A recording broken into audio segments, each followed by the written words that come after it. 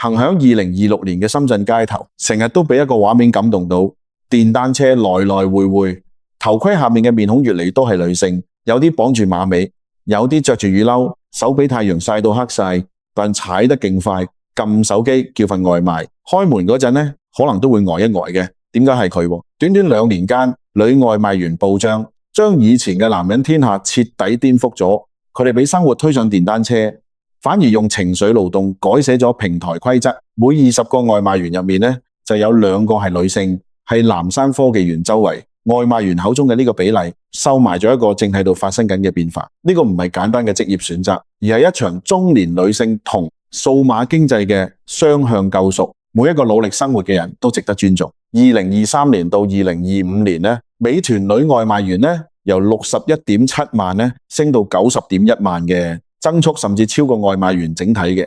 網約車女司機仲勁，2025年突破100萬，比前一年多咗40萬。呢啲踩住電單車穿梭喺街頭嘅女性，大多都帶住中年已婚已育、家庭負擔重嘅標籤，有啲為咗還債，有啲為咗兼顧仔女，有啲係俾傳統行業逼出嚟。女外賣員背後收埋咗家庭重擔、就業冰河期同埋社會結構嘅劇烈震盪。佢哋每送一單，唔止係為咗幾十蚊，更加係撐起成頭家嘅希望。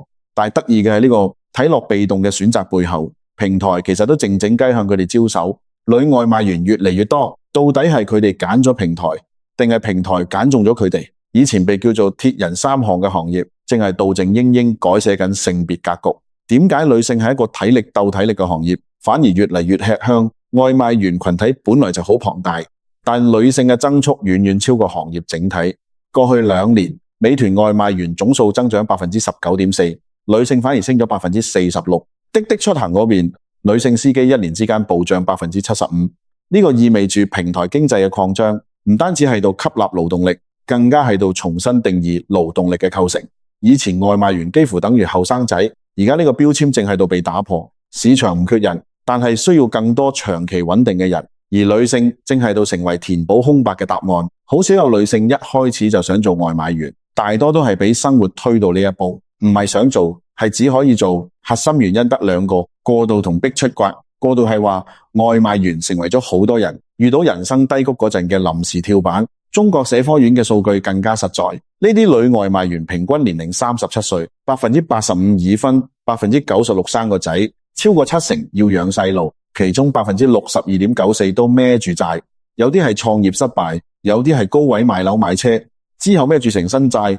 就好似有啲女外賣員啦，之前開飯館做影印鋪，大環境差，行業變革，生意執笠，爭落一身債，唯有夠靠送外賣快速回血。畢竟當日呢，送單當日就有錢收，比起揾工嗰陣嘅面試試用期，呢份即時收入可以解燃眉之急。仲有啲女性因為結婚生仔停工好多年，再返職場，一係就俾人嫌年紀大，一係就嫌冇經驗。外賣員呢份唔使面試、唔限學歷嘅工，就變咗佢哋重新行入社會嘅過渡帶，逼出就更加無奈啊！傳統服務業容納唔到佢哋。以前呢啲中年女性揾工首選餐飲、酒店、零售呢啲服務位，但呢幾年呢啲行業都唔好景，消費降級令到生意縮水，老細一係裁員，一係減人工加工作量，加埋數碼化改造，收銀點餐都靠機器，更加需要識用手機嘅後生仔，年紀大唔識新技術嘅女性就好易俾人逼出嚟。有女外賣員之前係連鎖餐廳做侍應，老細為咗慳皮，要1個人做2個人嘅嘢，人工仲要減，佢索性辭職送外賣，起碼唔使睇老細面色，想休息就可以調休，仲可以接送仔女淡養。傳統服務業呢個女性就業蓄水池穿咗，平台經濟呢就變咗佢哋焗住要揸住嘅救生圈。想象下啦，37歲到嘅阿媽呢，頂住大太陽或者橫風橫雨，手機一響就要衝出去送餐。呢個唔係電影情節，佢哋可唔係得閒冇嘢做出嚟體驗生活，而係樓債車債壓到喘唔過氣，仔女嘅學費、老人家嘅醫藥費，好似座山擔堆喺膊頭。有人原本係工廠流水線返工，間廠一執笠，飯碗就爛咗啦。仲有人做過超市收銀員，經濟唔好景，小店執笠潮一嚟，只能夠轉行做外賣。有個網友分享嘅故仔特別抽心，佢話自己日頭送外賣，夜晚趕返屋企同仔女煮飯，一日跑10幾個鐘，就係為咗月入6、7千蚊，高峰期甚至過萬。聽落好似好過小城市文員好多啦，但係辛苦都係真嘅。夏天曬到甩皮，冬天凍僵隻手，交通意外風險高，尤其係夜晚一個人，安全問題好令人擔心。但點解佢哋仲要死頂啊？因為夠彈性咯，仔女返學嗰陣呢就接單啦，放學之後就陪讀啦，時間自由到好似條橡筋，可以拉長又可以收縮啦。更令人意外嘅係，隊伍入面仲收埋唔少高學歷人才，名牌大學嘅畢業生、碩士生，甚至律師同金融從業員呢，失業或者收入唔穩定之後，焗住加入外賣大軍。一位轉行嘅前白領私底下薪，辦公室裁員潮之下呢，送外賣反而變咗救命稻草，門檻低到識踩單車就得，收入仲好實在，呢啲都唔出奇。外賣就好似個社會蓄水池，咩人都可以跳入嚟，每一單背後唔係冷冰冰嘅數字，而係一個阿媽係風雨入面搏鬥嘅身影。佢哋用汗水換嚟屋企溫飽，折射出普通人面對逆境嘅韌性。如果只係女性焗住揀平台，就好難解釋點解佢哋嘅增速會快過男性嘅。事實上呢，平台都係度主動揀女性，因為女外賣員身上有男性好難替代嘅優勢，情緒勞動能力。所謂情緒勞動，簡單講就係服務嗰陣嘅耐性、溝通技巧、同理心。呢幾年呢，外賣網約車行業一早就過咗鬥速度、鬥數量嘅野蠻生長階段，而家鬥嘅服務質素。平台搞微笑行動，要求外賣員定時自拍、露齒笑。網約車靠5星好評定收入，呢啲都需要外賣員識得點樣同客人打交道。而中年女性長年喺屋企扮演阿媽、老婆嘅角色，一早就練到一身堅韌化解矛盾嘅本事。例如客人催單嗰陣，男外賣員可能會話塞緊車，急都冇用，好易引起衝突。女外賣員大多會話真係唔好意思，我盡快趕過去。如果凍咗你話我知，我幫你申請補償。幾句說話就可以安撫到個客。仲有站點管理位，女性佔比超過 30%， 比起普通外賣員比例高好多，因為佢哋更加識關心人。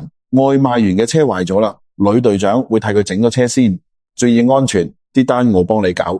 男隊長可能淨係會催促埋啲單先啦。平台都發現女外賣員、女司機嘅好評率普遍高過男性，服務好、有耐性，車入面乾淨，成為咗高頻評價。對平台嚟講，用女性外賣員可以提升用戶體驗，自然肯俾佢哋更多單、更彈性嘅更表，甚至優先提拔佢哋做管理層。講穿咗，女外賣員越嚟越多，既唔係單純女性揀平台，亦都唔係單方面平台揀女性，而係雙方係現實入面嘅互相成全。對女性嚟講，平台解決咗佢哋最頭痛嘅平衡難題。中年女性揾工最驚就係時間唔自由，要送仔女返學，俾老人家煮飯。傳統工作朝9晚5，請假好難。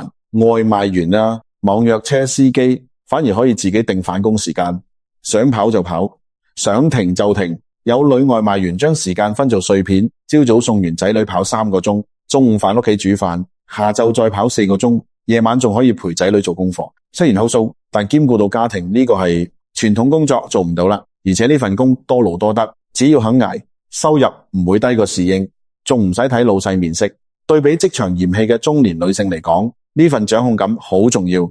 對平台嚟講，女性填補咗高質量服務嘅缺口。隨住外賣員、司機總量飽和，單純靠請男人已經好難提升服務水平，而女性嘅加入啱啱好補上咗情緒勞動呢塊短板。更重要嘅係啲女性外賣員啊、司機呢，大多都比較穩定嘅。男性呢，可能會將呢份工當過渡嘅，一有好機會就走。女性呢，更加睇重安穩，只要收入過得去呢，就會長期做落去。呢樣嘢呢，對平台嚟講呢，可以減少人員流動帶嚟嘅培訓成本。可以話女性需要平台嘅彈性同包容，平台需要女性嘅服務能力同穩定性，兩者一拍即合，先至令到女外賣員群體越嚟越壯大。唔係佢哋心血來潮，而係成個就業市場反轉晒。諗翻10年前，女性揾工首選係老師、文員或者護士，又體面又穩定。但而家呢，大學擴招好似開水閘咁，每年1200幾萬畢業生爭崩頭，失業率雖然掛住 5.2% 嘅穩定標籤，但結構性矛盾就越嚟越勁，好位搶唔到，差位冇人要做。同時低端製造業正喺度加速萎縮，珠三角、長三角嘅工廠訂單縮水，流水線工作唔再係鐵飯碗。以前啲廠妹仲可以月入4-5千呢，而家機器換人呢，連一個機會都冇埋。反觀外賣行業就好似坐咗火箭， 2017年市場規模先得3000億 ,2024 年就飆到 1.6 萬億，用戶數衝到 5.92 億，等於一半網民都喺度叫外賣。規模膨脹直接催生咗幾百萬個職位。對女性嚟講，吸引力好簡單，粗暴、零門檻，識踩電單車，識用手機接單就得，收入即刻見效，搏命做月入8000加冇問題，時間自由度高，接送仔女、照顧老人家都兼顧到，錢成為最強嘅驅動力，咩風吹雨打，烈日暴曬，喺銀紙面前都變咗次要。一位安徽大姐話呢，以前做前台，月薪3000，唔夠還樓債，而家送外賣，起碼睇到有錢入袋，個心都定啲。呢種轉變呢，唔係偶然，而係就業壓力、產業流動同行業爆發3方面夾埋嘅結果。諗下，當傳統條路斷咗，彈性就業就變咗唯一嘅逃生梯，但係女外賣員激增嘅背後，收埋咗更深層嘅社會結構地震。家庭分工正喺度重組，雖然女外賣員增多，睇落好似雙贏，但背後收埋唔少無奈。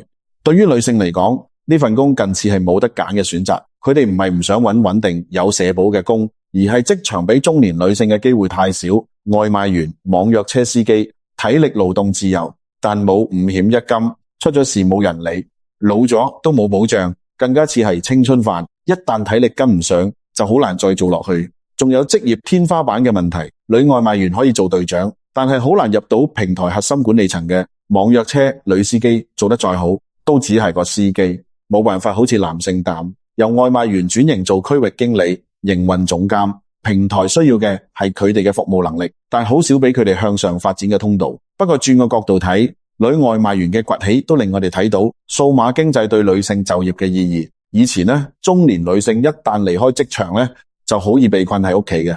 而家平台經濟俾咗佢哋一個重新行入社會嘅窗口，令佢哋可以靠自己雙手賺錢，揾返自信同價值值。呢唔單止係就業方式嘅變化，更加係社會分工嘅重塑。女性呢，唔再只係可以被困喺家庭主婦呢個角色入邊，都可以係街頭巷尾，靠自己嘅勞動呢，贏到尊重。女外賣員越嚟越多，睇落係個職業現象，實質係一面鏡，照出咗中年女性嘅就業困境，亦都照出咗平台經濟嘅機遇同局限。佢哋揀平台呢，係因為現實俾嘅路太少，平台揀佢哋係因為市場需要佢哋嘅能力。淡呢場雙向選擇呢，講唔上有幾光鮮，但係就好真實地反映咗當下好多普通女性嘅生存狀態。唔怨唔放棄，係有限嘅選項入面，努力將日子過好。女外賣員越嚟越多，唔係女性就業觀念進步嘅證明，亦都唔係彈性就業蓬勃發展嘅標杆，而係經濟下行、職場歧視、家庭結構失衡一齊催生出嚟嘅生存信號。佢好似一面鏡，照出咗女性係社會轉型入面嘅艱難處境。當家庭收入下滑，係女性企出嚟包底；當職場閂咗大門，係女性喺街頭揾出路；當社會保障唔夠，係女性獨自承擔風險。點解家庭收入要靠女性送外賣嚟補？點解職場容納唔到適齡生育大齡嘅女性啊？點解彈性就業嘅人冇基本保障？女外賣員踩住電單車穿梭喺城市入面，為無數人送去便利。佢哋嘅勞動唔應該被睇輕，唔應該有人話女人送外賣太辛苦，不如揾個好男人嫁咗佢。唔應該有人將佢哋嘅困境當獵奇古仔，更唔應該有人忽視佢哋嘅安全同需求。女外賣員唔係俾生活壓垮嘅人，而係生活入面奮力奔跑嘅人。佢哋嘅電單車每轉一個圈，都係對更好生活嘅向往。佢哋嘅每一份訂單都係用汗水換返嚟嘅專業。真正嘅社會進步唔係女性可以好似男性淡送外賣，而係女性唔使靠送外賣嚟維持生存。唔係女性可以適應彈性就業，而係職場可以俾女性穩定又有尊嚴嘅選擇。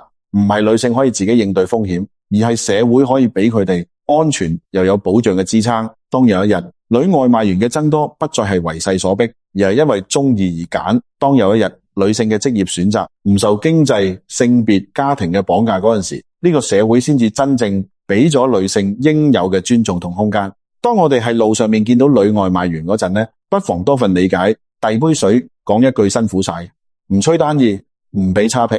呢啲微小嘅善意，或者就係佢哋喺奔波勞碌入面感受到最溫暖嘅光。